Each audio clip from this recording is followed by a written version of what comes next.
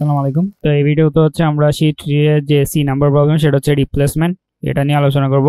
যেখানে হচ্ছে আমাদেরকে একটা নাম্বার দেওয়া থাকবে এবং n সংখ্যক হচ্ছে একটা অ্যারে দেওয়া থাকবে। দেন আমাদেরকে print the array after doing the following operation, আমাদের এই অপারেশনগুলো করে আমাদেরকে হচ্ছে অ্যারেটা প্রিন্ট করা লাগবে। তো এখানে হচ্ছে বলা হয়েছে যে replace every positive number by 1, অর্থাৎ আমাদের হচ্ছে যে পজিটিভ নাম্বারগুলো থাকবে তাদেরকে হচ্ছে এক এক করে বাড়াতে হবে। And replace every negative number by 2, অর্থাৎ আমাদের যে নেগেটিভ নাম্বার থাকবে তাদেরকে দুই দুই করে বাড়াতে হবে। তো এখন হচ্ছে আমাদের এখানে হচ্ছে রিপ্লেস এভরি পজিটিভ নাম্বার, আমাদের পজিটিভ নাম্বারগুলোকে 1 দিয়ে রিপ্লেস করতে হবে অ্যান্ড নেগেটিভ নাম্বারগুলোকে 2 দিয়ে রিপ্লেস করতে হবে। তো আমাদের এখানে কনস্ট্যান্ট দেওয়া রয়েছে 2 থেকে 1000 পর্যন্ত। অ্যান্ড আমাদের এখানে n এর জন্য হচ্ছে এর জন্য -10⁵ থেকে 10⁵ পর্যন্ত আমাদের বের করা লাগবে।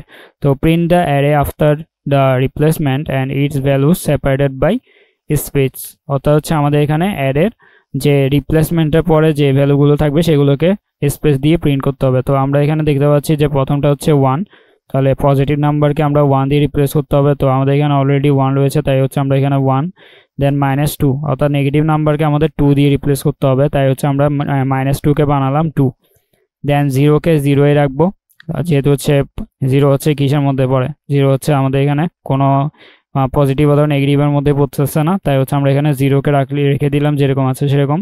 দেন 3 যেহেতু পজিটিভ তাই হচ্ছে আমরা 3কে 1 বানালাম, 4 যেহেতু পজিটিভ তাই 4কে 1 বানিয়ে দিলাম। তো এটা যদি হচ্ছে আমরা সলভ করতে চাই তাহলে হচ্ছে আমরা প্রথমে কি করব, একটা অ্যারে নিব অ্যান্ড দেন অ্যারের মধ্যে আমরা হচ্ছে n নিলাম অ্যান্ড i নিলাম ভেরিয়েবল, দেন ইন্টিজার সবগুলো। দেন হচ্ছে আমরা স্ক্যানএফ দিয়ে আমাদের টেস্ট কেসের ইনপুটটা নিব, যেটা হচ্ছে আমাদের এখানে 5। দেন হচ্ছে আমাদের এখানে স্ক্যানএফ দিয়ে আমরা হচ্ছে লুপের মধ্যে, লুপে হচ্ছে 1 থেকে n পর্যন্ত আমরা লুপ চালালাম। দেন অ্যারের ইনপুটগুলো নিয়ে নিলাম স্ক্যানএফ এর মধ্যে। দেন ইফ আমাদের m অফ i, অর্থাৎ হচ্ছে আমাদের অ্যারে অফ i যদি 0 থেকে বড় হয় অর্থাৎ পজিটিভ হয়, তখন হচ্ছে আমরা প্রিন্টএফ করব কত 1।